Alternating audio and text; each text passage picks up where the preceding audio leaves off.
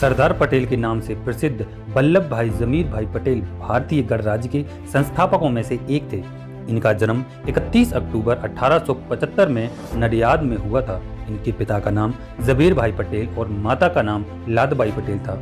इनके पिता एक सीधे साधे किसान थे और झांसी की रानी की सेना में अपनी सेवाएं प्रदान कर चुके थे।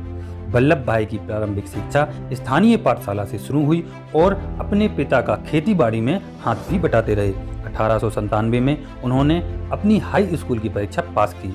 सरदार पटेल एक दृढ़ निश्चय, होशियार और अपने हक के लिए लड़ने वाले इंसान थे। इन सारी चीजों ने उन्हें वकील बनने के लिए प्रोत्साहित किया। फिर उन्होंने वकील बनने का ठान लिया। एक गरीब परिवार से होने की वजह से उनके पास किताबें नहीं थी, इसलिए उन्होंने मांग मांग कर वकालत की किताबें पढ़ी और जिला अदालत की परीक्षा पास की। 1900 में गोधरा गुजरात में उन्होंने वकालत स्टार्ट की। सन 1902 में वलसाड आए और उन्होंने लगातार 8 साल तक यहाँ वकालत की। फिर उन्होंने अपने परिवार को स्थिर कर दिया और उन्होंने शादी की बाद अपने 2 बच्चे थे, एक बेटी और एक बेटा। बेटी का नाम मनीबाई पटेल और बेटा दयाबाई पटेल। एक बीमारी की वजह से 1909 में उनकी पत्नी की मौत हो गई, जिसके बाद उन्होंने अपने बच्चों का एडमिशन सेंट मैरी स्कूल में करवा दिया।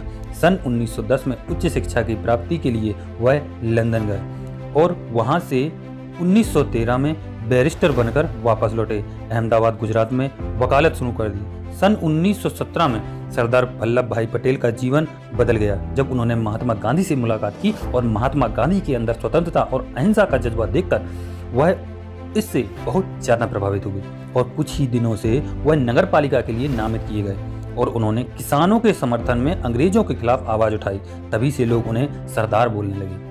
सरदार पटेल ने इसके बाद गुजरात में ऐसे कई अंग्रेजों के नियमों का विरोध किया जो किसानों के खिलाफ थे। उन्होंने 1923 में झंडा सत्याग्रह में पूरी शिद्दत से भाग लिया और 1930 के नमक सत्याग्रह में भी उन्होंने गांधी जी के भारत छोड़ो आंदोलन में 1942 में पूरी तरह से समर्थन किया। इसी वजह से उन्हें कई बार जेल में बंद किया गया। इसके बाद भारत में लगभग 525 छोटी छोटी रियासत थी, जिसको सरदार पटेल ने एकजुट होने के लिए प्रेरित किया और उनको अंग्रेजों के विरुद्ध खड़े होने को कहा और पूरे देश को एकजुट करने के इस संकल्प ने उनको भारत का आयरन मैन बना दिया और लोगों ने उन्हें लौह पुरुष बोलना प्रारंभ कर दिया। भारत की राज्य जो आज हम देख रहे हैं, यह सब सरदार पटेल के प्रयत्नों का प्रमाण है।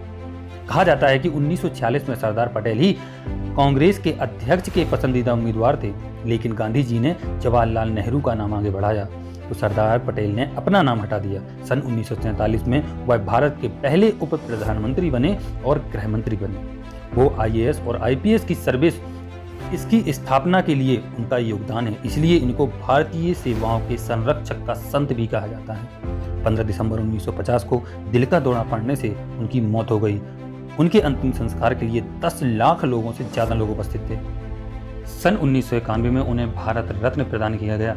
कई विद्यालय, संस्थान और डैम उनके नाम पर स्थापित किए गए, जैसे कि सरदार सरोवर बांध नर्मदा नदी पर गुजरात में बनाया गया है और उनके सम्मान में सरकार ने एकता का पुतला भी बनाया है, जो दुनिया का सबसे बड़ा पुतला है, जिसकी लंबाई 182 मीटर है, जो गुजरात के वडोदरा के पास स्थापित है।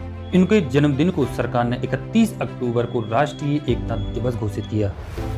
ये थे हमारे देश के लौह पुरुष, जिनका नाम भारत के हर बच्चे बच्चे के मुंह पर है और जिनके सम्मान में भारत के हर एक इंसान का सर झुक जाता है। जय हिंद, जय भारत।